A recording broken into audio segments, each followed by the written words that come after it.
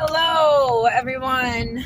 I am making this video because today was kind of hard explaining to my grandma that I'm not going to be celebrating Christmas this year and Brayden won't be either, my son. And I'm making this video because I need to remember that I'm doing this for the Lord, and I have been convicted and the Lord has shown me the roots of these holidays that I always celebrate, right? Always celebrating them. I started wondering, is this biblical? Is it the truth? Once I found out last year when I started reading the Bible about Elizabeth's birth and pregnancy and then Mary's pregnancy, I had this sense of knowing that Jesus was not born in December. The way that I'm reading this and understanding this tells me that he's not born in December. So even though Christmas is about so much more in Santa Claus than just Jesus, even if I were to just celebrate it for Jesus, it wouldn't be right because he wasn't born in December. And I looked into this more, and I've come to that conclusion. And I'm no scholar or anything, but this is what I believe is true. And I think the Bible backs me up to reconcile with that. Now, I've kind of through text mentioned I'm not celebrating the holidays, but I didn't go into depth with anything with any family members exactly, except whenever I was talking about Halloween. So Halloween I've talked about, and it made more sense than Thanksgiving would. That's still a hard one. I'm not going to celebrate it like the world does, but I think it's worth still knowing about, and maybe just having a very small gathering, me and my son, on that day. But as far as the world celebrates it, no. Now that Christmas is coming up, this one is very hard. I mean, I went through all my stuff. I got rid of all of my Christmassy things and the worldly things that have to do around that time. And there's pagan roots in it. That the December 25th is when the pagan religion would celebrate their sun god and the feast or the god of Saturn, and things that I do not want any part of, and the Bible backs me up on that. And thankfully I reconcile with the Bible and what Scripture says, and I feel better that I don't celebrate these things that the Lord has convicted me of, to ask myself these questions. But what's hard, and like I said, the reason I'm making this video is because even though I'm doing this for the Lord and telling my family about it, there's still this sadness in my heart, this feeling of unheard or rejection, I guess. And it's more sad to me that I'm seeing somebody thinking that this is just my point of view or my opinion, when I say, no, this is scriptural, this is biblical, this has pagan roots, and it's proven, it's all over history.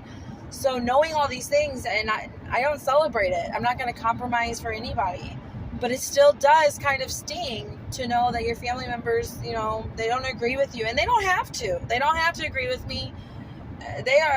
I'm not judging them. But I do know that when I tell them the truth, like I did, and I get this sense of them not even wanting to look into it, or not even wanting, it just feels like they're rejecting what I'm saying, and that will, I guess, happen when such a small percentage is separated from the world and worldly things. As Christ followers who are very observant of the Bible and obedient, there's a small percentage of us. And so, yes, it felt really awkward. Yes, it felt so strange to say the truth.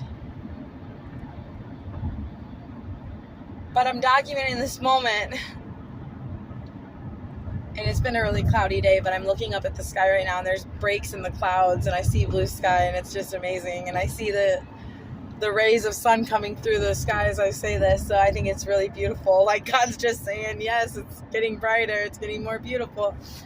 So I know I'm doing this God's way and God willing. And I come to the realization that, yeah, this is going to feel strange. This is going to feel really awkward.